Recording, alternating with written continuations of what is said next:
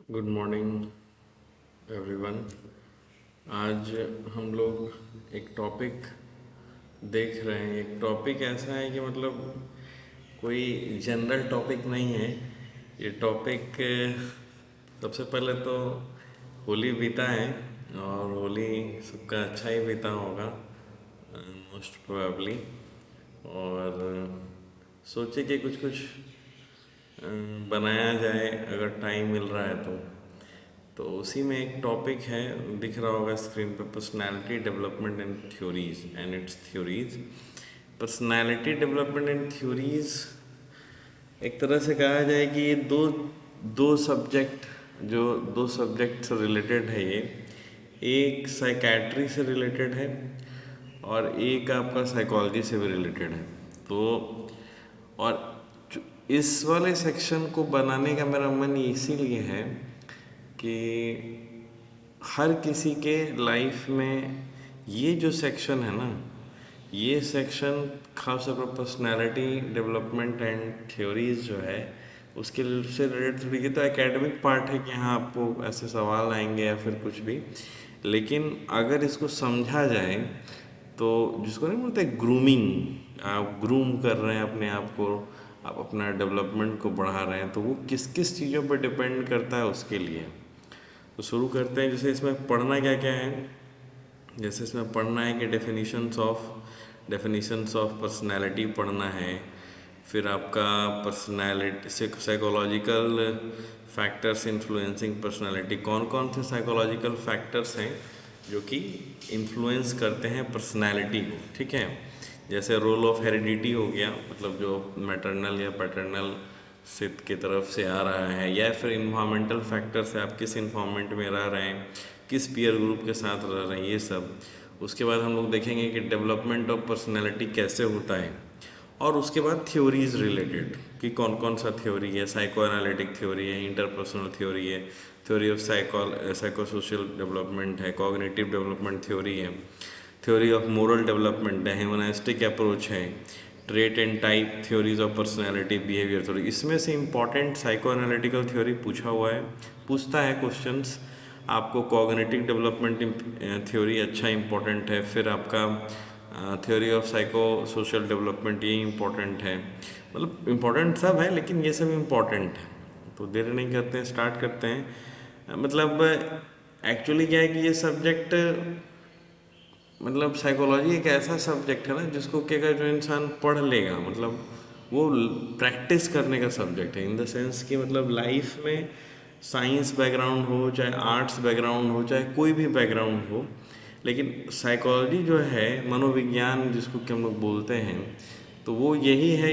Psychology का मतलब होता है LOGY, लॉजी जो सफिक्स है, लॉजी का मतलब टू स्टडी, और साइकी का मतलब होता है सोल, माइंड की स्टडी ऑफ माइंड जो है। और मॉडर्न में हम लोग बिहेवियर उसमें ऐड किए हैं, तो study of mind and behaviour is called psychology. तो ये बहुत हेल्प करता है डे टू डे लाइफ में। ये बहुत हेल्प करता है कि how you approach towards any hurdles, कैसे अप्रोच करिएगा आप, उसके लिए बहुत इंपॉर्टेंट रोल प्ले करता है। आज हम लोग देख रहे हैं पर्सनैलिटी के बारे में कि आपसे कोई पूछेगा what is the meaning of personality, तो कोई एक आदमी आता है, लड़का या लड़की, आप उसको देखते हैं बड़ा हैंडसम है, बड़ा टॉल है, टॉल हाइटेड है, स्मार्ट है, फेयर कलर है, तो क्या इसको हम लोग बोल सकते हैं कि अच्छा पर्सनैलिटी है, बड़ा अच्छा पर्सनैलिटी है? या कोई एक ऐसा इंसान आया जिसके पास नॉलेज बहुत ज़्यादा है, दिखने में उस तरह से नहीं है, लेकिन आप उसके नॉलेज के स्किल्स को देख कर के आप प्रभावित होकर बोलो क्या पर्सनैलिटी है? या कोई ऐसा है कि जो बहुत रिच है, बहुत अच्छे फैमिली से है, उसके पास कार है, सो कॉल्ड काफ़ी कुछ है, तो उसको बोलेंगे अच्छी पर्सनैलिटी का है? आप कैसे डिफाइन करेंगे पर्सनैलिटी को? मेन पर्सपेक्टिव ये है कि पर्सनैलिटी का क्राइटेरिया क्या है टू डिफिनीशन द पर्सनैलिटी, क्योंकि पर्सनैलिटी कोई ऐसा चीज़ नहीं है। क्या आप सुनते होइएगा मुंह से किसी के कि क्या पर्सनैलिटी है, कितना अच्छा पर्सनैलिटी है। और जैसे कोई दरोगा रहता है या फिर कोई IAS रहता है तो वो रहता है कि हाँ हाँ वो अच्छा है, मतलब वो दरोगा बन गया, उसकी क्या पर्सनैलिटी, उस पर्सनैलिटी पे वो पोस्ट सूट कर रहा है, आप सुनते होंगे। तो उसी पे है कि हम लोग स्टार्ट करते हैं कि जैसे द डेफिनेशन ऑफ पर्सनैलिटी है। तो डेफिनेशन ऑफ पर्सनैलिटी में ये 1987 में, चूँकि वहाँ अमेरिका में क्या होता है कि वहाँ एसोसिएशंस बने हुए हैं, और एक तरह से वो एक एसोसिएशन ऐसा है, चाहे कार्डियो का हो चाहे किसी भी चीज़ का हो, कि वो एसोसिएशन स्टार्ट करवाता है कि मतलब वो एक दिशा देता है सारे लोगों को। मतलब वहाँ रिसर्च फील्ड काफ़ी ज़्यादा है, तो वहाँ पे उस तरह से सोचा जाता है। तो उसी तरह से एक अमेरिकन साइकेट्रिक एसोसिएशन APA 1987 में एक डिफिनीशन दिया पर्सनैलिटी का। जैसे पर्सनैलिटी उसने बताया कि पर्सनैलिटी जो है refers to deeply ingrained patterns of behaviour. Personality जो होता है वो डीपली इनग्रेन्ड पैटर्न, मतलब इनग्रेन्ड इन द सेंस कि बिहेवियर्स के जो पैटर्न्स होते हैं वो इनग्रेन्ड है। इनग्रेन्ड इन द सेंस कि वो छोटे छोटे छोटे छोटे छोटे छोटे ग्रेन होते हैं, छोटे छोटे, उनका एक पैटर्न है, कि वो पैटर्न है which include the way one relates to perceive and things about the environment and oneself. मतलब कि ये जो पर्सनैलिटी है, ये जो पैटर्न है बिहेवियर का, इसमें क्या क्या हो सकता है कि कोई एक इसको रिलेट कर सकता है इन्वायरमेंट से, और उसके खुद के अंदर का जो चीज़ है, खुद के अंदर का चीज़ इन द सेंस कि खुद के अंदर का बिहेवियर का जो पैटर्न है, खुद के अंदर का देखने का मतलब कि खुद के अंदर के बिहेवियर के पैटर्न को वो रिलेट कर सकता है। और रिलेट कहाँ करना है? इन्वायरमेंट में करना है और खुद में भी करना है, सराउंडिंग इन्वायरमेंट में करना है और खुद में करना है। यही डेफिनेशन है पर्सनैलिटी का, कि आपकी पर्सनैलिटी मतलब इन द सेंस कहा जाए कि बिहेवियरल पैटर्न है, कि उस बंदे का या उस बंदी का एक पैटर्न होगा, बिहेवियर का एक पैटर्न होगा उसका।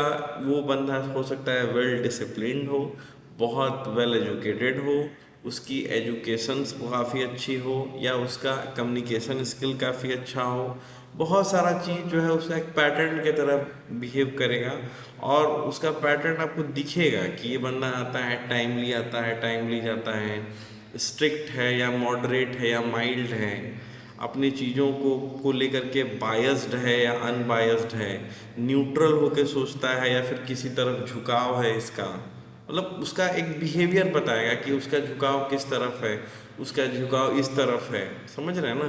तो एक पैटर्न बताएगा। ऐसा नहीं है कि मतलब कोई आप दूर से ही उससे जब बात कीजिएगा, उसके साथ जब रहेगा तो आपको पता चल जाएगा कि इसके बिहेव में क्या क्या, इसका बिहेवियर का चेकलिस्ट बनाएगा तो आपको लगेगा कि हाँ इसके ये खासियत है, इसके ये बुराइयां हैं, तो वो सारा बुराई अच्छाई कुछ नहीं है, वो सारा उसका बिहेवियर है। और इसी बिहेवियर के पैटर्न को वो खुद के अंदर और इन्वायरमेंट के साथ जो रिलेशन है उसी को हम लोग पर्सनैलिटी बोलते हैं। बस नॉर्मल सा चीज़ है। और बहुत सारे फैक्टर्स जो हैं, ख़ास तौर पर साइकोलॉजिकल फैक्टर जो हैं, साइकोलॉजिकल फैक्टर इन्फ्लुएंस करते हैं पर्सनैलिटी को। कैसे साइकोलॉजिकल फैक्टर्स इन्फ्लुएंस बहुत तरीके से कर सकते हैं। जैसे नंबर 1 क्या है? रोल ऑफ हेरिडिटी दिया हुआ है। तो रोल ऑफ हेरिडिटी का मतलब ये है कि जैसे रोल हेरिडिटी का मतलब ऑब्वियस सी बात है कि वो बच्चा जो बड़ा हो रहा है और उसमें कहीं ना कहीं जीन्स जो हैं उसके पेरेंट्स के हैं, आइदर ऑफ मैटरनल साइड या आइदर ऑफ पैटर्नल साइड, दोनों साइड से होगा। तो वही लिखा हुआ है कि at the conception the egg of the female is fertilize by the sperm, सबको पता है, by the male each new human beings receives a genetic inheritance and provides potentialities for development and behavior traits throughout a lifetime। मतलब कि वो change होता है, वो change माँ के साइड से और फादर के साइड से आता है।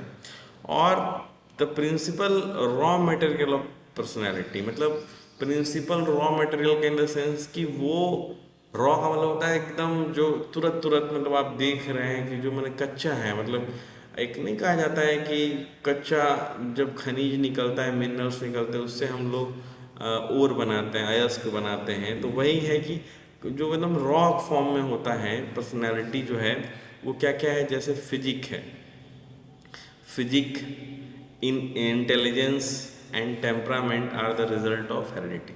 जैसे किसी का फिजिक है, फिजिक इन द सेंस कि किसी के फादर कुछ हाइट होता है, ऐसा नहीं कि सब बच्चों में हाइट है तो फादर बड़े हैं लंबे हैं तो मतलब सभी में के हाइट बड़े हो गए, ऐसा नहीं है। अगर जीन्स, मेजॉरिटी ऑफ जीन्स जो डोमिनेट करेगा तो उसके फिजिक पे उसका जो है असर दिखेगा। इंटेलिजेंस पे भी असर दिखता है, क्योंकि देखिए इंटेलिजेंस जैसे कुछ कुछ कहता है कि फादर मदर नॉर्मल है, फिर इंटेलिजेंस कैसे इतना ज़्यादा हाई हो गया, तो उसने एक्वायर किया फॉर द प्रैक्टिसेस, बहुत ज़्यादा प्रैक्टिस किया तो उसने एक्वायर किया। लेकिन कुछ इंटेलिजेंस आप सुनते होंगे बाई बॉर्न होता है, बोला जाएगा बॉर्न टैलेंट है इसका, तो बॉर्न टैलेंट ऐसे नहीं है, वो कहीं ना कहीं वो रॉ मटेरियल जो है वो पर्सनैलिटी का उसके पेरेंट्स से आया है। और टेम्परामेंट, कोई कोई देखिएगा कि शॉर्ट टेम्पर्ड होता है, बहुत थोड़ा सा उसको पोक कीजिएगा तो तुरंत एकदम आउट ब्रस्ट हो जाएगा, और किसी किसी को देखिएगा क्या पोक करते जाएगा वो शांत बैठा हुआ है। तो टेम्परामेंट पे भी डिपेंड करता है, उनके फादर मदर के जीन्स पे भी डिपेंड करता है, और कहीं ना कहीं उस बच्चे में फिजिक, इंटेलिजेंस और टेम्परामेंट का जो सीन है ये तीनों का, वो कहीं ना कहीं हेरिडिटी से आता है। और ये डेवलप, इसमें ये भी लिखा हुआ है कि how they will develop will depend upon किस पे, इन्वामेंटल इन्फ्लुएंस। ऑब्वियस सी बात है कि हम कहाँ रह रहे हैं, जिस इन्वामेंट में हम रह रहे हैं वैसे ही हम हो जाएंगे। बुद्ध का कहना था, बुद्ध भगवान जो हैं उनका कहना यही था कि जिस चीज़ को हम देखते हैं हम वैसे हो जाते हैं, जिस चीज़ को सुनते हैं हम वैसे हो जाते हैं, जो चीज़ हम बोलते हैं वो वैसे हो जाते हैं, जो चीज़ सोचते हैं हम वैसे हो जाते हैं। वो सेम कहानी है कि जिस इन्वायरमेंट में आप रह रहे हैं उसी इन्वायरमेंट में आपको वो उसी इन्वायरमेंट में ढलेगा। Many aspects of human behaviour and development ranging from physical characteristics such as height, weight, बोले अभी just height, weight, eye colour and skin colour are complex pattern of social and intellectual behavior are influence of personal genetic endowment। मतलब इन the sense कहा जाए कि जो human behaviour and development, जो physical characteristic है, physical मतलब बाहरी तरीके से जो देखा जाएगा, तो बाहरी तरीके से जो देखा जाएगा क्या क्या, जैसे देखा जाएगा जैसे हाइट हो गया, वेट हो गया, कोई के फादर मदर थोड़े हेल्दी हैं ज़्यादा, उनका बच्चा अगर 1 रोटी 2 रोटी 5 रोटी भी खाएगा ना तो वो हेल्दी ही होगा, क्योंकि उनके पैटर्न्स हैं वैसे, क्योंकि वो वेट है। किसी के फादर मदर दुबले पतले, वो कितना भी खा लेगा वो उसका वेट बढ़ेगा नहीं, वो वैसा ही पैटर्न है। हाइट है, ये हार्ड एंड फास्ट नहीं है, लेकिन ऐसा देखा गया है कि स्किन का कलर अगर किसी का थोड़ा सा फेयर है तो ऑब्वियस सी बात है उनके बच्चों का भी फेयर होता है। तो ये सब पैटर्न है, ये सब देखा जाता है। दूसरा है क्या, एक तो जैसे हेरिडिटी का है कि हेरिडिटी का इफेक्ट पड़ता है उसके पर्सनैलिटी पे। दूसरा इफेक्ट है क्या कि इन्वायरमेंटल फैक्टर्स। अब इन्वायरमेंटल फैक्टर्स में जैसे फैमिली, और ऐसा ये मतलब टॉपिक है कि आप इंटरेस्ट आपको जगेगा कि मतलब कैसे चेंज हो रहा है, तो फैमिली कैसे चेंज करता है पर्सनैलिटी पे। तो देखिए इसमें लिखा है कि among environmental factors the most important is family environment. देखिए एक नॉर्मल सा हम एग्जांपल देते हैं कि जैसे एक बच्चा है जो मतलब ऐसे ही फैमिली बैकग्राउंड में रह रहा है, जिसके फादर मदर या फिर ऐसा सोसाइटी में है जो बचपन में ही गाली सुन रहा है, बचपन में ही गाली सुन रहा है, बचपन में ही गाली सुन रहा है, तो उसमें देखेगा क्या कि वो भी गाली बोलने लगेगा। वो बच्चा जैसा एनवायरनमेंट में अडेप्ट करेगा वैसा वो बोलेगा, ये एकदम ध्यान में रखना है। तो फैमिली जिस तरह का बीज, हम बार बार बोलते भी हैं कि बीज जैसा सीड आप डालोगे वैसा उसको जैसा खाद पानी मिलेगा, वो बीज वैसा ही होगा। बाद में जा करके जब वो पेड़ बन जाएगा तब आप मोरल इथिक्स और ये सब समझाने का कोशिश करोगे कि बच्चा मेरा ऐसा निकल गया, बच्चा मेरा वैसा निकल गया, हमने सारा एफर्ट्स लगाया, सारा पैसा दिया। नहीं नहीं, वो चीज़ तो है ही, फैमिली इज़ वेरी इंपॉर्टेंट, लेकिन फैमिली का इन्वायरमेंट कैसा है वो इम्पोर्टेंट है। अगर फादर मदर किसी के हैं, वो मोबाइल बचपन से ही देख रहे हैं, बच्चा जो बड़ा होकर के वो मोबाइल देखेगा कि फादर मदर ही चला रहे हैं, तो बच्चा भी चलाएगा। इसीलिए बोला भी गया है कि इसमें क्या लिखा हुआ है कि द मोस्ट इम्पॉर्टेंट फैक्टर्स जो है फैमिली इन्वायरमेंट है। The reaction of the family environment towards an individual and the role of parents are देखिए लिखा हुआ है, are very important in moulding personality. In moulding personality का मतलब क्या हुआ कि देखिए ये लाइन जो है, ये लाइन कितना इम्पोर्टेंट है। ये लाइन ये बताता है कि किस तरह से मोल्ड किया जा सकता है उसके पर्सनैलिटी को, अगर उसके पेरेंट्स, उसके जो पेरेंट्स है फादर मदर का कितना बड़ा इम्पैक्ट है। Parents serves as a model whom the child imitates and their influence is considerable on the child। obvious सी बात है, parents influence the development of child personality. Parents ही एक तरह से कहा जाए कि वो रास्ता दिखाते हैं चाइल्ड कि किस रास्ते तुमको जाना है। अगर वो बच्चे को चेंज करने से पहले पेरेंट्स को खुद चेंज होना पड़ता है। जस्ट बिकॉज कि एक छोटा सा एग्जांपल है कि अगर अपने आप को लिमिटेड करना कैसे एक पेरेंट्स करते हैं, कि एक एग्जांपल है कि बहुत पहले के टाइम में डिसकनेक्शन हुआ करता था। तो डिसकनेक्शन हुआ करता था तो किसी के पेरेंट्स मान लीजिए कि डिसकनेक्शन देख रहे हैं, तो मतलब उनके बच्चे को भी टीवी पर, तो टीवी की आदत लग गया था सबको, मैच देख रहे हैं, टीवी देख रहे हैं। तो पहले बहुत लोग के फादर्स ने क्या किया, फैमिली ने क्या किया कि टीवी रखा ही नहीं, या उस पर डीडी नेशनल चलाया जो कि उतना इंटरटेनमेंट उसमें नहीं था। तो ऑफकोर्स उसके बच्चे जो हैं उनको बच्चे भी लिमिटेड ही देखेंगे।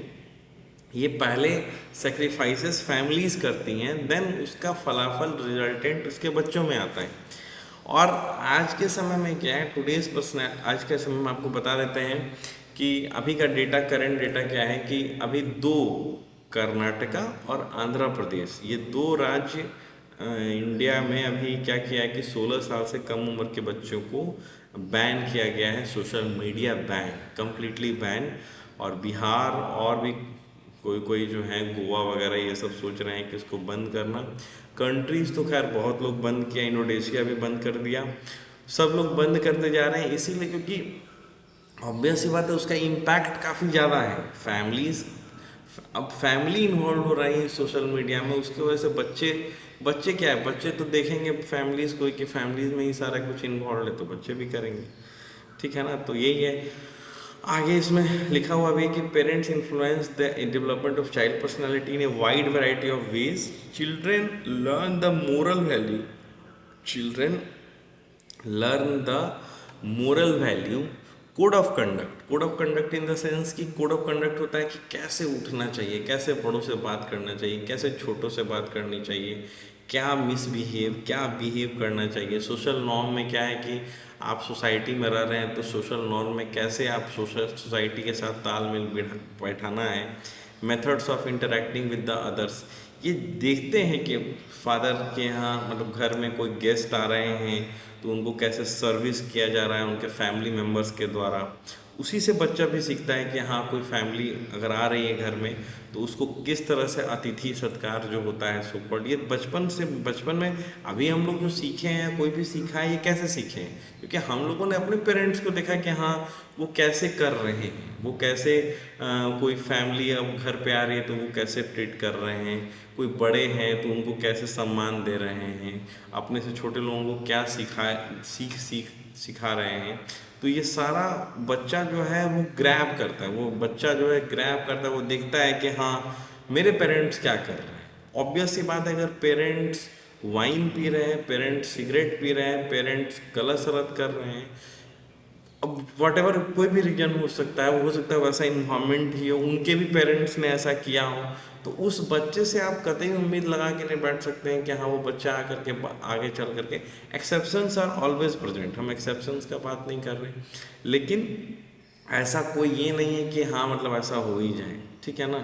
तो ये बहुत बड़ा ट्रैप है, एक तरह से कहा जाए कि पहले कहावत भी है कि दूसरे के आचरण को जज करना, अगर आप किसी के अंदर अगर आप वो आचरण देखना चाहते हैं कि हाँ सामने वाला बंदा सच बोले, सामने वाला बंदा लॉयल रहे, सामने वाला बंदा मतलब अच्छा रहे, तो सबसे पहले वो खुद में करना हो, तब हम एक्सपेक्ट करेंगे। यहाँ पे क्या होता है कि मेजॉरिटी में कि सब लोग दूसरे से एक्सपेक्ट करते हैं, खुद का लाइफ, खुद के पर्सनैलिटी या खुद के बिहेवियर में इतना सा भी चेंज नहीं लाते हैं, और दूसरे से एक्सपेक्ट करते हैं कि हमें अच्छा किया जाए। तो सबसे बड़ा यही है कि इम्पैक्ट। उसके बाद है कि on the whole friendly and tolerant fathers help children to have greater emotional stability and self confidence. ये लाइन ऐसी है, ये है आगे लिखा हुआ, dominating and rigid fathers will only foster the development of submissive and frightened development child. देखिए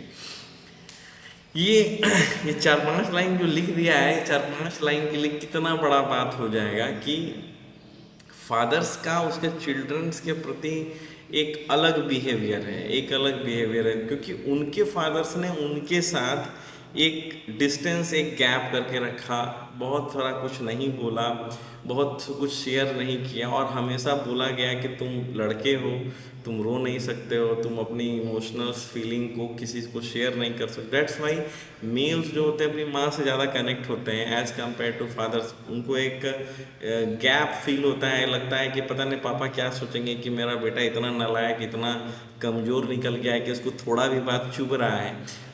ऐसा हो सकता है, किसी के लाइफ के साथ भी ऐसा हो सकता है। और ऐसा नहीं है कि इसमें फादर्स का कोई दोष है, क्योंकि उनको वैसा ही ऊपर में उनके जो डिसेंडेंट थे, उनके जो ऊपर में थे, उनके फादर ने वैसा ही ट्रीटमेंट दिया, उनके फादर ने उनको भी वैसा ट्रीटमेंट मिला। दैट्स वाई फादर सारे ऐसे होते हैं। और उसमें क्या है, उसमें दोनों देखिए लिख दिया है कि अगर कोई dominating and rigid fathers, dominating and rigid fathers माने बहुत जो मतलब डोमिनेट कर रहे, नहीं तुमको यही डिग्री लेनी है, नहीं तुमको यही कोर्स करना है, नहीं तुमको जैसे हम बोल रहे हैं वही सही है दुनिया में, बाकी सब गलत है, हम जो बोल रहे हैं यही हम सही है, तुमसे ज़्यादा हम दुनिया देखे हैं, हम बहुत ज़्यादा काबिल हैं, हमने ये किया है, हमने वो किया है, हमने वो अचीव कर लिया है, तो चूंकि हमने किया है तो तुम भी वही करो। तो उसमें क्या होता है ना कि बच्चे जो होते हैं वो डरे हुए मतलब डरे हुए रहते हैं हमेशा। जो बच्चा होता है वो डरा हुआ रहता है, वो बोल नहीं पाता है, क्योंकि इतना ज़्यादा डोमिनेटिंग नेचर होता है और इतना वो फ्राइटेंड डिपेंडेंट चाइल्ड, मतलब उसको हर जगह डिपेंडेंसी चाहिए होगी। और उसी में क्या है कि अगर फादर किसी के फ्रेंडली एंड टॉलरेंट फादर्स हैं, तो उसमें देखिए लिखा है ग्रेटर इमोशनल स्टेबिलिटी और सेल्फ कॉन्फिडेंस। मतलब उस बच्चे को क्या लगेगा ना कि वो बच्चा डिस्ट्रैक्ट नहीं होगा।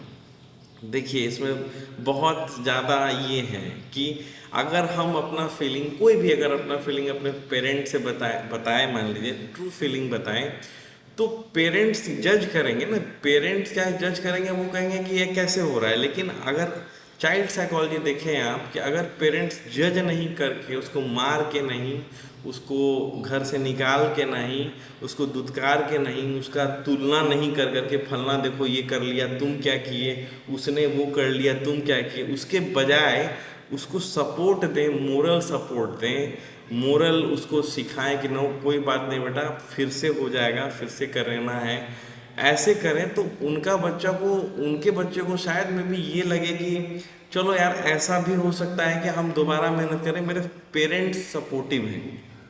देखिए ये कहना बड़ा आसान है, मैंने हम ऐसा नहीं कि कोई मतलब ये हार्ड एंड फास्ट बोल रहा है, ये कहना बड़ा आसान है कि हाँ पेरेंट्स को जज नहीं करेगा, कोई लड़का गलती करेगा तो पेरेंट्स जज करेगा ही करेगा, उसको डांटेगा ही।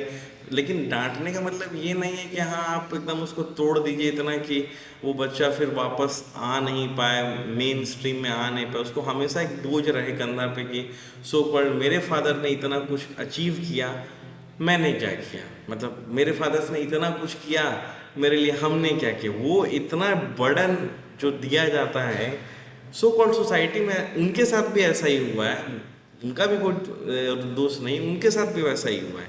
तो वो वही देखे हैं कि all fathers are rigid, all fathers are dominating. उस टाइप का पैटर्न पहले के टाइम में होता था, पहले के टाइम में इस तरह से नहीं था। अभी थोड़ा सा ये हो गया है कि आजकल थोड़ा सा फादर्स थोड़ा नॉर्मल होते हैं, बात करते हैं, शेयर करते हैं, तो उससे क्या होता है कि बच्चों को थोड़ा कॉन्फिडेंस आता है कि चलो भाई पापा है ना, मम्मी है ना, वो सब संभाल लेंगे। एक नेक्स्ट है देखिए, over protecting mothers will influence children in the direction of dependence and total disregard for others. Nagging mothers will cause child to be shy, submissive and emotionally unstable. देखिए ओवर प्रोटेक्टिव मदर्स, बेटा बेटा ये नहीं करो, बेटा ये नहीं करो, इधर गिर गया, रोने लगा बच्चा, रोने लगा बच्चा, अगर रो रहा है अब उसके लिए उसको पूरा घर को उठा लिया है, क्यों मेरा बच्चा रो रहा है, किसी से लड़ के आ गया तो क्यों मैं उसको जा करके उसके फैमिली में लड़ रहे हैं लोग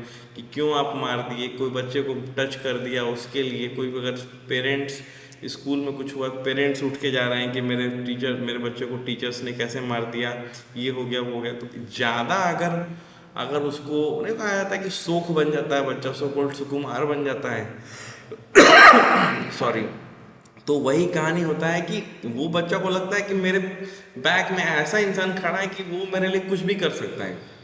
तो क्या होगा कि उसके वजह से क्या होगा, पूरा डिपेंडेंसी हो जाएगी, और वो बच्चा क्या करेगा फिर डिसरिगार्ड करेगा, मतलब वो उसको शौक नहीं कहा जाता है, शौक बन जाएगा इन द सेंस कि वो उनके कंट्रोल में नहीं रहेगा। जैसे कहा जाता है कि अगर किसी को मतलब नहीं होता है सिंगल चाइल्ड, ऐसा कोई हार्ड एंड फास्ट फिर भी नहीं है, सिंगल चाइल्ड जो होते हैं मे बी उनको लगता है कि सब कुछ मेरे ही कंट्रोल में है, क्योंकि मेरे फादर मदर इतना हमको प्यार कर रहे हैं कि आगे चल के क्या होता है कि वो प्यार हर जगह उनको मिलेगा नहीं, सो कॉल्ड बाहर की सोसाइटी में।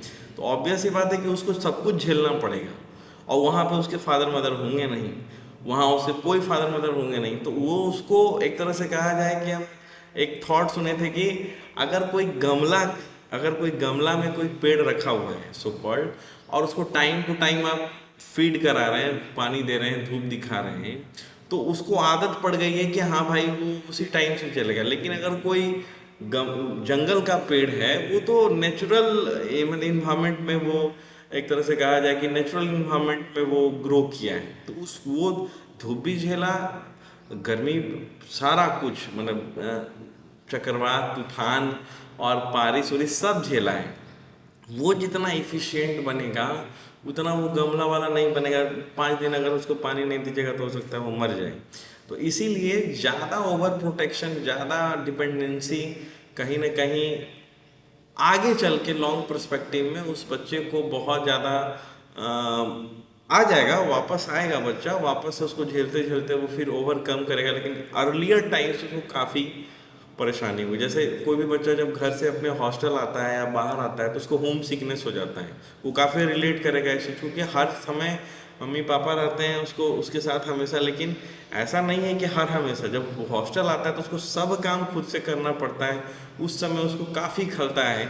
अगर कोई नहीं सीखा है सब कुछ तो उसके लिए हेल हो जाता है, वो फिर 1 साल 2 साल में वो अपने आप को अडेप्ट करता है तो जाके करता है। फिर क्या है कि beside the role of parents the atmosphere in the family is greatly influencing a peaceful, देखिए यहाँ लिखा हुआ है कि ए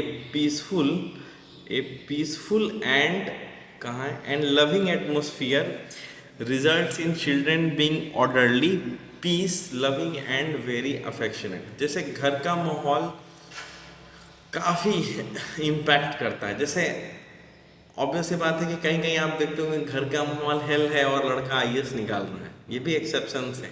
वो बच्चा उस इन्वायरमेंट से अलग आ जाके दिल्ली में कहीं जाके प्रिपरेशन किया या उस माहौल में वो नहीं रहा। लेकिन अगर माहौल ख़राब है, कहा जाता है ना कि आलू को भी सड़ जाता है, अगर सड़ा हुआ आलू अगर रख दिया जाए कहीं तो पूरा टोकरी को सड़ा देता है। उसी तरह से इन्वायरमेंट में, अगर उस इन्वायरमेंट में कोई बच्चा रहेगा तो ऑब्वियस सी बात है कितना भी पढ़ने में तेज हो, कितना भी कॉम्पिटेंट हो, उसका नहीं ग्रो हो पाएगा, वो उतना अच्छा नहीं हो पाएगा। वही है इसमें। और without undue strain they develop mature and pleasant personalities. Without undue strain, they develop mature and pleasant personality in a family where there is a tension, constant quarrels। ये भी देखिए लिखा हुआ है कि in family there is a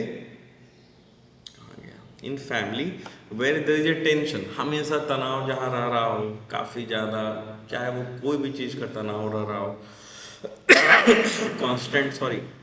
constant quarrel हो रहा हो, बार बार लड़ाई हो रहा हो, incompatibility with among parents, papa mummy में हमेशा लड़ाई नहीं होता है कि पेरेंट्स को देख रहा है कि पापा मम्मी, बच्चा देख रहा है पापा मम्मी हमेशा लड़ रहे हैं काफ़ी ज़्यादा, तो कहीं ना कहीं उस बच्चे को बचपन से दिखा तो वो क्या होगा, develop strong feeling of insecurity and inferiority. वो देखेगा कि बाहर के बच्चे और मेरे में यही है कि मेरा तो घर में ऐसा ऐसा कंडीशन है, बाहर में कितना वो अच्छा है, हम कितने ख़राब हैं। उसको लगेगा कल के डेट में मेरा क्या होगा अगर पापा मम्मी के साथ ऐसा हो जाएगा। तो वो काफ़ी ज़्यादा इम्पैक्ट रोल करता है उस बच्चे पे। नेक्स्ट है बर्थ ऑर्डर। ये बड़ा इंटरेस्टिंग है birth order.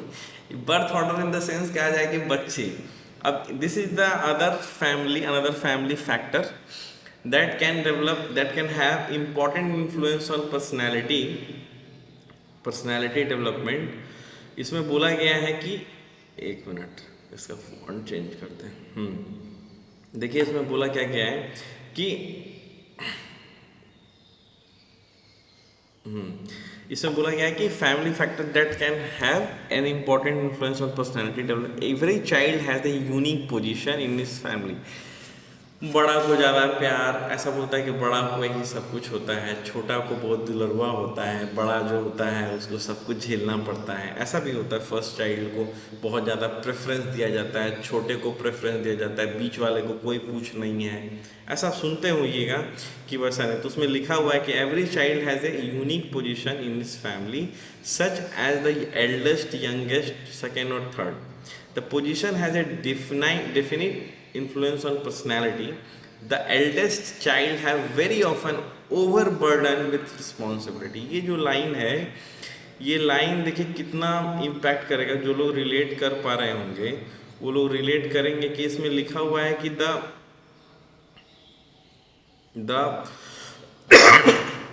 eldest child is very often over burden, मतलब उसको बर्डन, जो बड़ा बेटा होता है उसको बराबर ओवर बर्डन होगा विद रिस्पॉन्सिबिलिटी। तुमको ये करना है, तुमको वो करना है, तुमको फलाना करना है, सब कुछ करना है। Hence he grows up to be very independent. बहुत कम एज में उसको सारा कुछ झेलना पड़ जाता है, देखना पड़ जाता है। While the youngest being the baby of the family, और उसको लगता है छोटा है, सब लोग उसको बहुत पेटेड एंड स्पॉइल्ड, मतलब काफ़ी उसको छोड़ दिया जाता है कि अरे ये तो अभी छोटा है, छोटा है, छोटा है, so called. The common view of an only child would be that he will pampered and spoiled. और एक चाइल्ड वाले के साथ तो बहुत ये होता है कि उसको पैम्परिंग, हमेशा पैम्पर्ड किया जाता है कि बेटा कुछ नहीं, तुम तो, उसके मन में एक इकलौता ही चाइल्ड है, अब उसको कुछ हो जाएगा तो मेरा क्या होगा, उस वजह से इसको किया जाता है। लेकिन हाँ, देर इज़ नो ऐसा कोई हार्ड एंड फास्ट रूल नहीं। कुछ बच्चे ऐसे होते हैं जो सिंगल चाइल्ड होते हैं, काफ़ी जिम्मेवार होते हैं। कुछ ऐसे भी भाई होते हैं जो छोटे भाई होते हैं, काफ़ी जिम्मेवार होते हैं। कुछ ऐसा भी बेटा होता है जो बड़ा बेटा होता है, बहुत बड़ा नालायक निकल जाता है, ठीक है ना।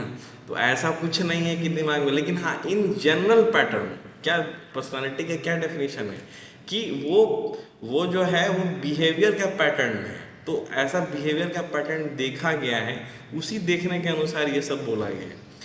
दूसरा है क्या, फिजिक में क्या है कि an individual size, strength and general appearance determines to a large extent the way in which he behaves towards others and how other react towards him. An individual with an imposing body build and देखिए इसमें लिखा हुआ है एक लाइन, an individual with an imposing body build and healthy appearance definitely influence around them। बोलता है लोग कि देखा डील डॉल काफ़ी हैवी है तो उसे सब सहम के रहेगा, लोग डर के रहेगा, लगेगा कि काफ़ी बलशाली है। अंदर से क्या है वटेवर, लेकिन उसको लगेगा देख करके कि हाँ भाई वो इन्फ्लुएंस करेगा, डोमिनेटिंग नेचर सामने से अपील करेगा कि हाँ I am dominating types. Even if he has not proved himself, he will gain recognition and status through his physical appearance। उसके पास बहुत नॉलेज नहीं है, स्किल नहीं है, फिर भी उसकी जो पर्सनैलिटी है, उसका जो फिजिक है, उसके वजह से उसको रिकॉग्नाइजेशन मिलेगा, सोसाइटी में मिलता है, ऐसा देखा जाता है। Contrary to its small lean person, और कोई दुबला पतला आदमी, नाटा टाइप का आदमी है, इवन हैज सम मेरिट, उसके पास बहुत मेरिट है, ठीक है ना, एंड उसको and they are overlook because of his physique, मतलब उसको उतना नहीं वैल्यू करेगा क्योंकि वो छोटा है, उतना वैल्यू उसको नहीं किया जाता, ऐसा है। पीपल आर एप्ट टू जज him according to them. Obvious सी बात है, सोसाइटी तो जज करने के लिए बैठा है, अपने सेंस में सब सोसाइटी का जज बन जाता है, दूसरे के मतलब केस में क्या ही कहा जाए। और ये जज करता है कि वह दुबला पतला है नाटा है तो इसको कम आता है, कुछ नहीं आता जाता है, जो सो कॉल्ड लंबा। यही हाल एक तरह से कहा जाए, अगर फिजिक में देखना है तो आप स्किन का कलर देख सकते हैं। जैसे बुरे नज़र वाले तेरा मुंह काला, मतलब जितना भी बुरा नज़र होता है उसका स्किन कलर काला होता है। क्या माइंडसेट है। हर एक ट्रेन करें, सॉरी, ट्रक के पीछे, गाड़ी के पीछे लिखा रहता है बुरे नज़र वाले तेरा मुंह काला। ऐसा कोई नहीं है कि बुरा नज़र काले लोगों का होता है, वो कलर कोडिंग बना दिया गया कि काले लोग गंदे। जितना so called fair and lovely से लेकर के जितना ब्यूटी आइटम्स चल रहा है अरबों करोड़ का, वहाँ पे यही है कि काले से गोरे बनना, क्योंकि गोरे लोग अच्छे होते हैं। और आप लोग सबको पता है कि गोरे लोग कितने अच्छे होते हैं और काले लोग कितने अच्छे होते हैं, काले लोग कितने बुरे होते हैं, गोरे लोग कितने बुरे होते हैं। ये पर्सनल एक्सपीरियंसेस है, लेकिन ऐसा कोई हार्ड एंड फास्ट रूल नहीं है कि काले लोग बुरे होते हैं, गोरे लोग अच्छे होते हैं। शादियों में भी यही देखा जाता है कि वो काली लड़की है, वो काला लड़का है, तो सांवला है, तो उसको छांट दिया जाता है। क्या सोसाइटी का परसेप्शन है कि नहीं, इससे क्या हुआ कि जो डिसेंडेंट होंगे, जो बच्चे होंगे वो भी गोरे गोरे होंगे और उनको समाज वैल्यू करेगा, सो कॉल्ड कि फिजिक का वैल्यू है कि हाँ वो सुंदर दिखेगा तो उसकी शादी हो जाएगी, लड़की है तो शादी हो जाएगी, उसको सम्मान ज़्यादा मिलेगा। अगर कोई सांवला हो गया तो उसको उतना सम्मान मिलेगा। इसके लिए बच्चा लोग क्या क्या क्रीम, क्या क्या ये लगा रहा है, क्या क्या। और जो गोरे हो गए हैं उनको तो ये बात तक घमंड हो गया है कि भाई हम तो दुनिया में बहुत ज़्यादा काबिल हैं, हम तो गोरे हैं, हम तो बहुत सुंदर हैं और हमको कोई भी पसंद कर लेगा, या मेरा पूछ ज़्यादा होगा, चाहे इंटरव्यू हो चाहे कहीं जॉब हो, हमको बहुत अच्छे तरीके से देखा जाएगा। ये गजब का मतलब है, हमको भी समझ में नहीं आता है कि क्या सोसाइटी है कि काले लोगों को उस तरह से देखना और गोरे लोगों को उस तरह से देखना, छोटे हाइट वाले को उस तरह से देखना, जो काफ़ी अच्छा फिजिक है, जिम जाता है, उसको एक अलग निगाह से देखना। ऐसा कुछ नहीं करना चाहिए। बीइंग ए न्यूट्रल, आप इंसान के बिहेवियर को देखिए कि वो कैसा है, वो कैसा है और कैसा किससे कैसा बिहेव कर रहा है। अगर उसके बिहेवियर में ये है कि वो उसको अदब लिहाज, जो एक उर्दू का वर्ड है अदब लिहाज, उसके पेरेंट्स ने उसको तालीम कैसे कराई है, उसको कैसे सिखाया है, वो ऑब्वियस सी बात है कि आप गेहूं अगर बोओगे तो आप चावल से नहीं पाओगे, गेहूं से गेहूं ही मिलेगा, चावल बोओगे तो चावल, धान बोओगे तो चावल ही मिलेगा, वो कभी नहीं। तो जैसा पेरेंट्स उस पर इम्पैक्ट करते हैं, रोल बहुत ज़्यादा पेरेंट्स का है। दिक्कत का बात क्या है कि आजकल का जो सोसाइटी, आजकल का जो जेनजी अल्फा बीटा जो भी आजकल हो रहा है, इनको क्या है कि इनको इनके पास ऐसा एक जॉनर बन गया है ना कि काफ़ी ज़्यादा सोशल मीडिया और ये सब में वो देख रहे हैं कि पेरेंट्स उससे ज़्यादा फेसबुक पे एक्टिव है, उससे ज़्यादा यूट्यूब पे एक्टिव है, तो उनको बात करने के लिए इंसान नहीं मिल रहा है। दैट्स वाई उनका डिस्ट्रैक्शन हो रहा है कि so called girlfriend, so called boyfriend, so called friend या फ्रेंड विद बेनिफिट्स जो भी हो रहा है, क्योंकि पेरेंट्स से कांटेक्ट कम हो जा रहा है। क्योंकि पेरेंट्स जैसे वो सब ये सब बात बोलेंगे तो पेरेंट्स पकड़ करके इतना डंटा पड़ेगा या इतना मार मारा जाएगा कि तुम्हारे मन में ऐसा ऐसा थॉट आ रहा है, बताओ हम तुम पे इतना लाखों रुपया लगा रहे हैं और तुम ऐसा सोच रहे हो, इतना घटिया तुम्हारे दिमाग में आ रहा है, तुम ऐसे सोच कैसे सकते हो। क्योंकि वहाँ पे पेरेंट्स जज करते हैं, उनको लगता है कि यार मेरा बेटा नालायक निकल रहा है, क्योंकि उसी के बाद से वो डर हो जाता है पेरेंट्स से, तो वो क्या करता है कि दूसरे मतलब जगह खोजता है कि जहाँ से उसको सिंपैथी इम्पैथी जो भी मिल जाए, कि मतलब जहाँ उसको लोग समझे, इसीलिए डिस्ट्रैक्शन होता है। ये मतलब एक तरह से कहा जाए सब सारा कुछ साइकोलॉजिकल है। और आप देख भी रहे हैं कि पढ़ना भी है। जो लोग साइकेट्री लेते हैं एमबीबीएस के बाद, इवन एमबीबीएस में या फिर अभी तो जैसे फिजियोथेरेपी में ये पढ़ना है, तो ये इसीलिए फिजियोथेरेपी में पढ़ना है क्योंकि फिजियोथेरेपी में सारा एक्सरसाइज का प्रोटोकॉल, इलेक्ट्रोथेरेपिकल जितना भी इंस्ट्रूमेंट है, जो कुछ भी है, वो सब आप कर लीजिएगा। लेकिन जब पेशेंट के साथ आपका कनेक्शन, इवन कोई भी में पेशेंट के साथ आपका कनेक्शन बिल्ड नहीं हो पाएगा, तब कोई भी कितना भी आप कुछ करा लीजिएगा एक्सरसाइज, या कितना भी कोई पेशेंट को देख लेगा कोई भी डॉक्टर, वो ट्रीटमेंट नहीं हो जाएगा जब तक फेथ नहीं होगा। और फेथ करने के लिए देखते हैं डॉक्टर के पास जाता है तो बोलता है आधा मेरा रोग डॉक्टर को देखते ही खत्म हो गया। इन द सेंस क्या कि उसको बिलीव हो जाता है कि वो डॉक्टर उसको ठीक कर देगा। ठीक है ना, वो डॉक्टर उसको ठीक कर देगा। कैसे ठीक करेगा वॉट एवर, उसको बिलीव हो, उससे वो कनेक्ट हो गया। अभी अभी एक स्टूडेंट ही था मेरा, तो उस बोल रहा था कि पेशेंट हाईली हाईली अनकोऑपरेटिव है, कैसे हम उसके साथ वो करें। तो उसी को कनेक्शन के लिए साइकोलॉजी और साइकेट्री पढ़ के इंसान वो कनेक्शन को बिल्ड कर सकता है, लाइफ को एक अलग तरीके से वो देख सकता है। और एक तरह से कहा जाए कि वो ऐसा तो नहीं होगा, ये सब सब्जेक्ट ऐसा है कि लाइफ लेसन्स वाला सब्जेक्ट है, इससे बहुत फ़ायदा इन द सेंस एकेडमिक्स में जो हो सो हो, लाइफ में काफ़ी फ़ायदा होगा, क्योंकि ये सब्जेक्ट उसके विजन को क्लियर करेगा। हाँ, आरोप प्रत्यारोप तो सब पे लगा है, भगवान को भी नहीं छोड़ा इंसान, लेकिन वो कम से कम इंसान न्यूट्रल होकर सोच सकेगा। ठीक है, और भी सारी बातें हैं, वो नेक्स्ट वीडियो बहुत बहुत लंबा हो जाएगा। ये हम इन द सेंस कि जनरल हम बताए हैं साइकोलॉजी के कैसे आप कर सकते हैं। अभी बहुत सारा जैसे इंडोक्राइन ग्लैंड्स हैं, इंडोक्राइन ग्लैंड्स स्कूल का क्या रोल है उसके पर्सनैलिटी के ऊपर हम ब्रीफ में कर रहे हैं। टीचर्स का क्या रोल है उसके पर्सनैलिटी के ऊपर। पीयर ग्रुप, आपके दोस्त कैसे हैं, अगर आपका दोस्त सिगरेट पी रहा है, दारू पी रहा है, या वाइन पी रहा है, या कुछ भी नशा ड्राई वीड ले रहा है, क्या ले रहा है, उसका इम्पैक्ट पड़ता है। हम बोलते भी थे कि अगर हॉस्टल में 3 बेड का एक रूम है, वहाँ पे 2 रूम के दो बच्चा जो है इंस्टा का रील देख रहा है, एक बच्चा ऐसे नॉर्मल बैठा हो, वो भी इंस्टा का रील देखेगा, वो भी सोशल मीडिया पे बात करेगा, वो भी करेगा। लेकिन अगर वही 2 बच्चा 4 बच्चा अगर पढ़ रहा होगा, तो उसके कितना भी रील देखेगा, कितना भी कुछ करेगा, लेकिन एक दिन उसका मोरल एथिक्स जागेगा कि नहीं, ये लोग पढ़ रहा है तो हमको भी पढ़ना चाहिए। तो पीयर ग्रुप का बहुत बड़ा इम्पैक्ट है, वो बिगाड़ भी सकता है, बना भी सकता है। कैसा आपका सोसाइटी में कैसा, मतलब उस स्टूडेंट का पीयर ग्रुप कैसा है, उस एज के पीयर ग्रुप से भी अगर किसी के बारे में आपको जानना है तो उसके पीयर ग्रुप के पास चले जाइए, आपको पता चल जाएगा कि हाँ वो बच्चा कैसा है, उसका उठना बैठना किस बच्चों के साथ है, तो वो पता चल जाएगा कि अरे यार ये बच्चा का क्या है।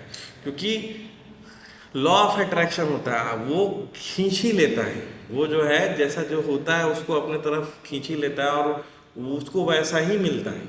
ठीक है ना, ये सब है, पीयर ग्रुप है, कल्चर है, मास मीडिया है, ये सब, और सिबलिंग्स रिलेशनशिप है, कि कैसा सिबलिंग का रिलेशनशिप है।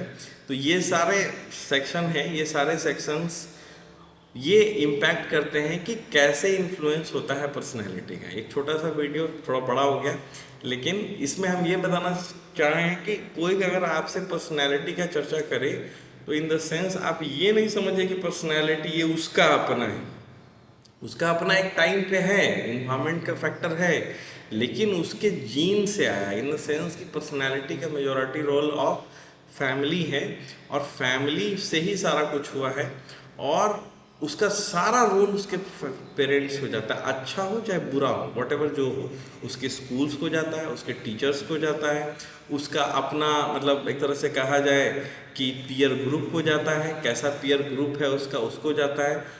मोटा मोटी कहा जाए कि वो किस जगह पे रह रहा है, उसके उसके सराउंडिंग्स में कैसे लोग रह रहे हैं, उस वही उसके पर्सनैलिटी बिल्डिंग में हेल्प करें। ठीक है, थैंक यू, फिर मिलते हैं नेक्स्ट वीडियो में। जैसा होगा कमेंट कीजिएगा, और जिसको शेयर करना होगा शेयर कर दीजिएगा। ये वीडियो इन द सेंस कि हाउ टू अंडरस्टैंड, ये क्वेश्चन आता है define personality and right about the different rules of personality, उसी के लिए थैंक यू। फिर मिलते हैं next video, thank you so much.